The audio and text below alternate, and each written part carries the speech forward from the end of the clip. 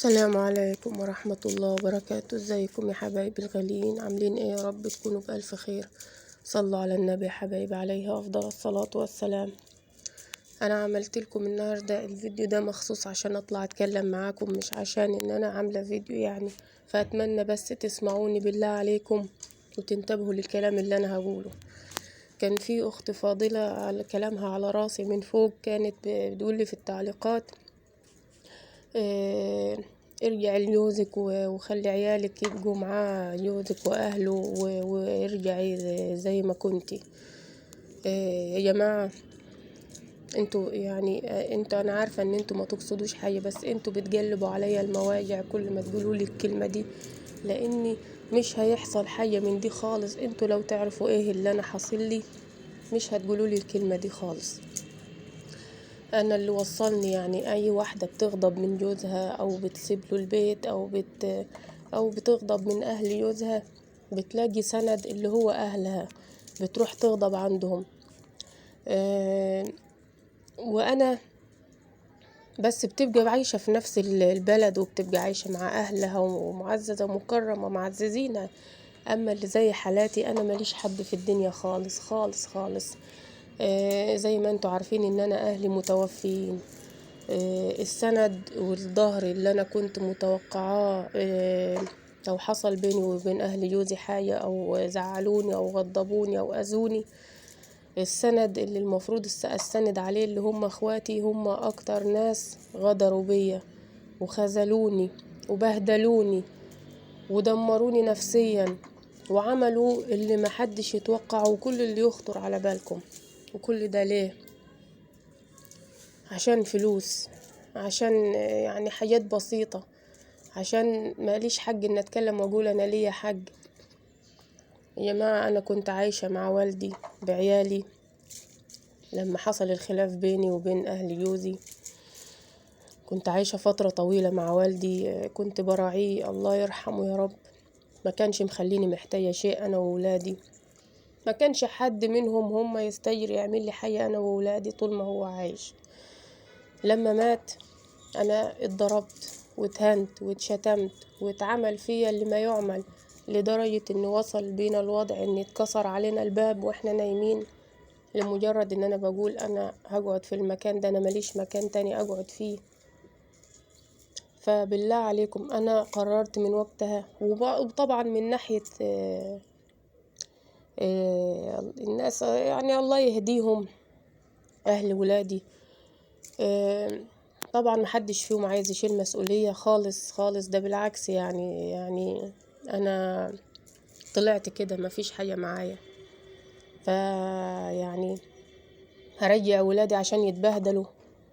انا ديني بكافح عليهم وصابرة عليهم، لكن انا مش هبقى مطمن عليهم ومع حد مش مرغوب فيهم معاه. فبالله عليكم بالله عليكم محدش يقول لي كلمة ارجعي، لاني انا سبت البلد خالص. شفتوا انا وصلت الظلم اللي انا تعرضت له والاذى النفسي ليا انا وولادي لدرجة ان انا اتهددت يا جماعة. انا اتهددت في تفاصيل كتيرة محدش عارفها، بس في بعض من المتابعين المحترمين عارف الحكاية بتاعتي. انا خفت على ولادي لما جالي تهديدات، فرحت مشيت وسبت البلد خالص ومعرفتش حد انا رحت فين. انا معرفتش حد انا رحت فين خوفا عليا وعلى ولادي. انا عايزه اربي عيالي في سلام يا جماعه، انا عايزه اربي عيالي في سلام، مش عايزه مشاكل، مش عايزه تعب نفسي. ولادي شافوا الفتره اللي توفى فيها والدي، بعديها شافوا مواقف كتيره وحشه خالص بتتعمل فيا، انا مش عايزاهم يشوفوها ولا يفتكروها.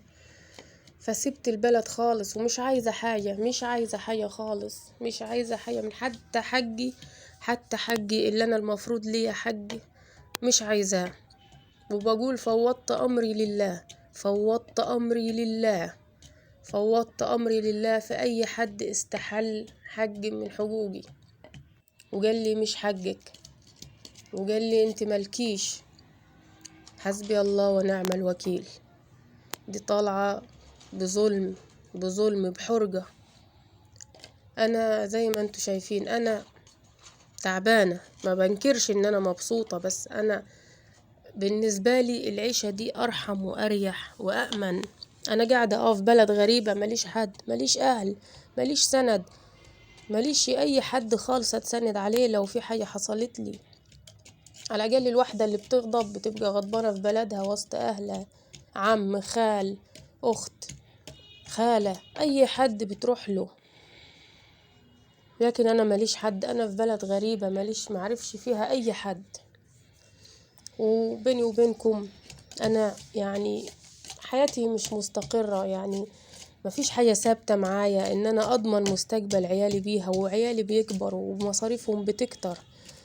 أنا نفسي بتمنى من ربنا وبدعي ربنا، والله العظيم والله أنا بفضفض معاكم طالما انتوا طلبتوا مني تعرفوا حكايتي. أنا بفضفض معاكم والله يا رب. لسه أنا كل مرة أدعي وأقول يا رب اكرمني، اكرمني بشقة ملك على كد أنا وعيالي. بس نفسي أنا أقعد في مكان ملك ليا، أنا أبقى ضامنة إن محدش يقول لي اطلعي، محدش يقول لي انت ما دفعتيش الإيجار ليكي كذا شهر اطلعي.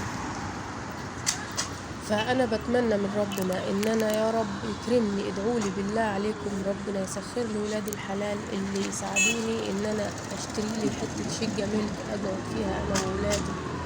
على الأقل إن أنا لو حصل لي حاجة ولادي يبقى ليهم مكانهم ثابت، ما يتشردوش، محدش يطلعهم برا. نفسي منى عيني، منى عيني ربنا يكرمني بشقة ملك، والله العظيم نفسي.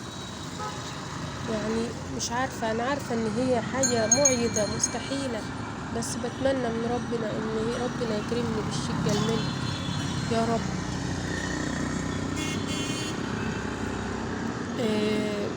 أنا كنت طالعة بالليل بعد ما خلصت، عملت شوية عدس كده لعيالي، ورحت عشان أجيب ابني من الشغل.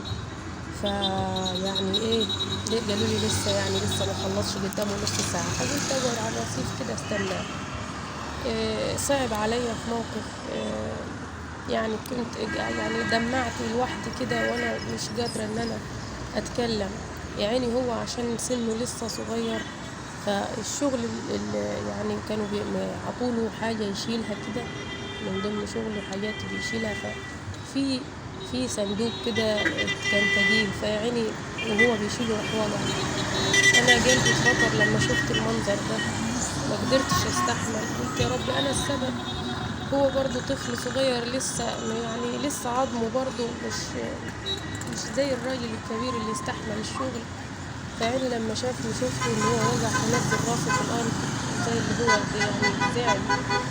انا بقول له حقك عليا، انا بقول له حقك عليا، لو انا اللي حطيتك في مواقف زي دي وحطيتك في مكان اكبر من سنك، بس والله يا ولدي انا غصب عني، انا مش لاقيه بديل، وانا يعني غصب عني والله.